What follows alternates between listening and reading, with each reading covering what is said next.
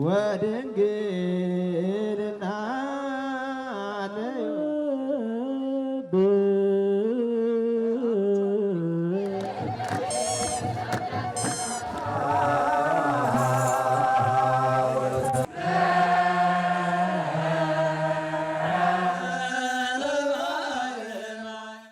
ቅዱሳን አባቶቻችን ክብራትና ክቡራን የጌታችን የመድኃኒታችን የኢየሱስ ክርስቶስ የጥምቀት በዓል ከአንጡራ ሀብቶቻችን ውስጥ አንዱ ነው።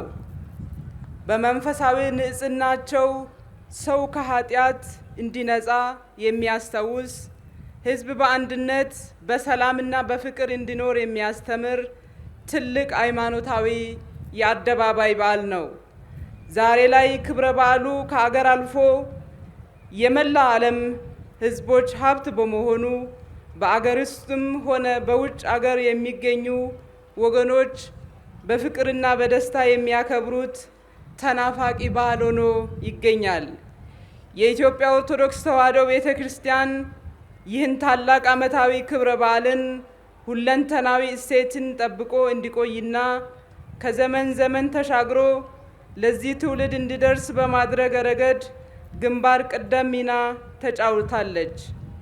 ዛሬ ላይም በዓሉ መንፈሳዊ ይዘቱን እንደጠበቀ በአማረና በደመቀ ሁኔታ እንዲከበር የሕዝባችን አንድነትና ፍቅር በሚያስተሳስር መልኩ ተፈጻሚ እንዲሆን በማድረግ መንፈሳዊና ታሪካዊ ኃላፊነቷን እየተወጣች ስለምትገኝ ከፍ ያለ ክብርና ልባዊ ምስጋና ይገባታል።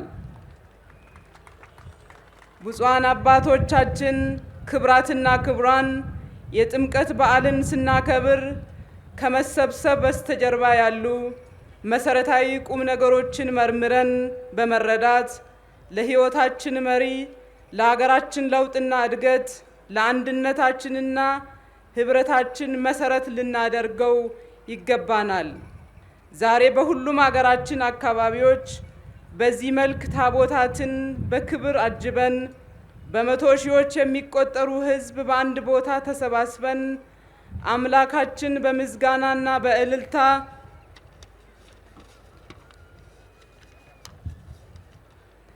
ማክበር የቻልነው የሁላችንም ሀብት የሆነው ሰላም ስላለ ነው።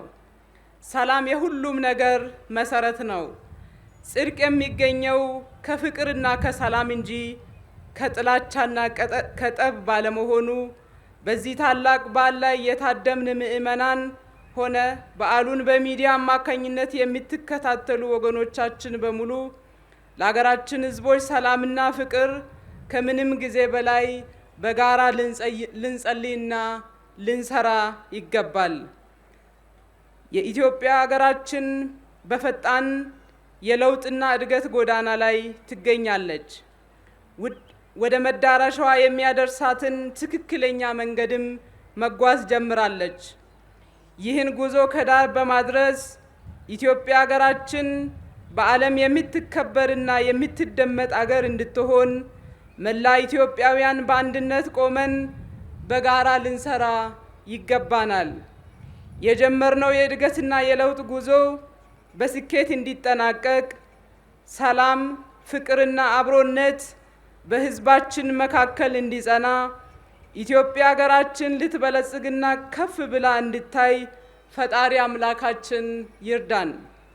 በመጨረሻም በዓሉ በዚህ መልክ ውብ፣ ደማቅና ሰላማዊ ሆኖ እንዲከናወን ጉልህ ሚና በመጫወት ድርሻችሁን ለተወጣችሁ ሁሉ ምስጋናዬን እያቀረብኩ በድጋሚ በዓሉ የሰላም፣ የፍቅር፣ የበረከት እንዲሆን ከልብ እመኛለሁ።